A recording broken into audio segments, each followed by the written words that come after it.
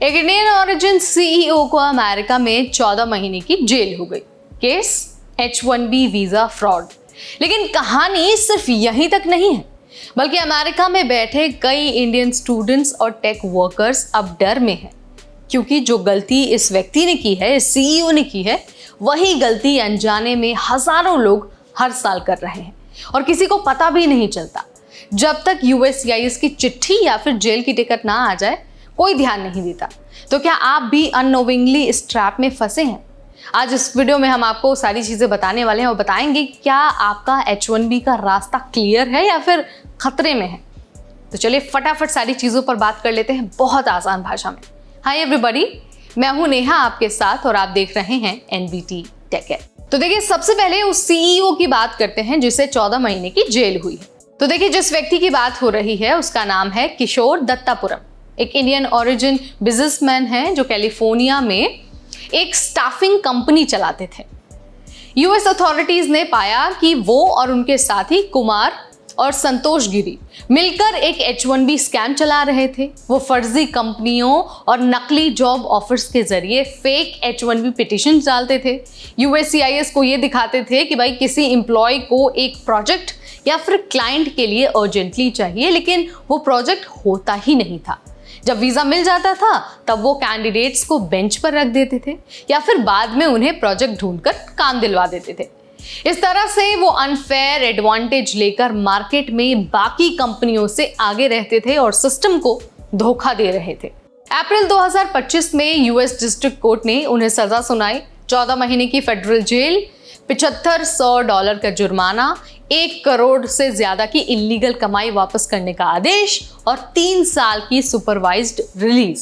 साथ ही में H1B system को मिसयूज करने का परमानेंट रिकॉर्ड। यानी अब वो न सिर्फ जेल गए हैं, बल्कि उनका जो इमिग्रेशन रिकॉर्ड है वो भी परमानेंटली खराब हो गया है, उस पर रेड फ्लैग लग गया है।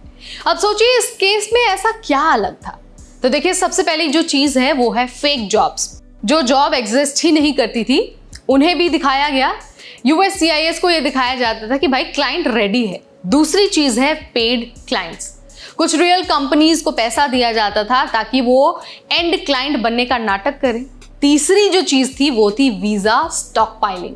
मतलब पहले ही कई H1B फॉर्म्स फाइल कर दो बिना रियल डिमांड के, ताकि बाद में कैंडिडेट्स को बेचा जा सके या फिर बेंच पर बैठाया जा सके। यूएस कानून कहता है कि H1B वीजा सिर्फ जेन्युइन और फुल टाइम जॉब के लिए ही दिया जाता है। फ्रॉडुलेंट इंटेंट अगर होता है तो फेडरल क्राइम बन जाता है। अब सुनिए, ये बात सिर्फ दत्तापुरम तक लिमिटेड नहीं है। USCIS अब हर H1B एप्लीकेशन को डिटेल में देख रहा है, चेक कर रहा है कि क्या एम्प्लॉयर रियल है, क्या प्रोजेक्ट एक्चुअल में एग्जिस्ट करता है, क्या आपने किसी शेडी कंसल्टेंसी से वीजा तो नहीं लिया। अगर आप किसी ऐसी कंपनी से जुड़े हैं जहां पर जॉब लेटर तो मिलता है लेकिन एक्चुअल प्रोजेक्ट नहीं पता होता, या फिर HR रिस्पॉन्स नहीं देता, या फिर कॉन्टैक्ट पर्सन बदला जाता है, या फिर वीजा फाइल होते ही बेंच पर बैठा दिया जाता है, तो भाई आप USCIS के रडार पर हैं। OPT से H1B में जाने वालों को स्पेशली केयरफुल रहना चाहिए। क्यों? क्योंकि कई सारी कंसल्टेंसीज वही पुराना पैटर्न आज भी चला रही हैं। तो ये कहानी एक क्लियर वार्निंग है कि यूएस में वीजा फ्रॉड अब लाइटली नहीं लिया जाता है। भारतीय होना, टेक में होना अब ऑटोमेटिक ट्रस्ट नहीं है।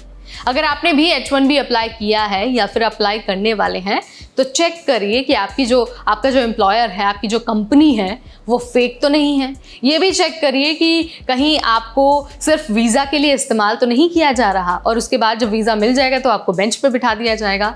आपको ये भी ध्यान रखना है कि आप किसी एजेंट या फिर फेक कंसल्टेंसी से H1B के लिए रिक्वेस्ट ना करें। उनकी जो एक डिमांड होती है या फिर वो अगर कहते हैं कि भाई हम आपको H1B दिला देंगे, तो आप उन पर भरोसा मत करिए, क्योंकि USCIS बहुत स्ट्रिक्टली इन सारी चीज़ों को मॉनिटर कर रहा है, बहुत स्ट्रिक्टली इन सारी चीज़ों को देख रहा है, चेक कर रहा है।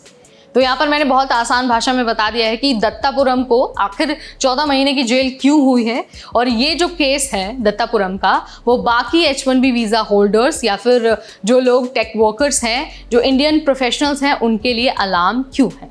वीडियो अगर आपको पसंद आया है, इन्फॉर्मेटिव लगा है, तो इसे लाइक और शेयर करना बिल्कुल ना भूलें।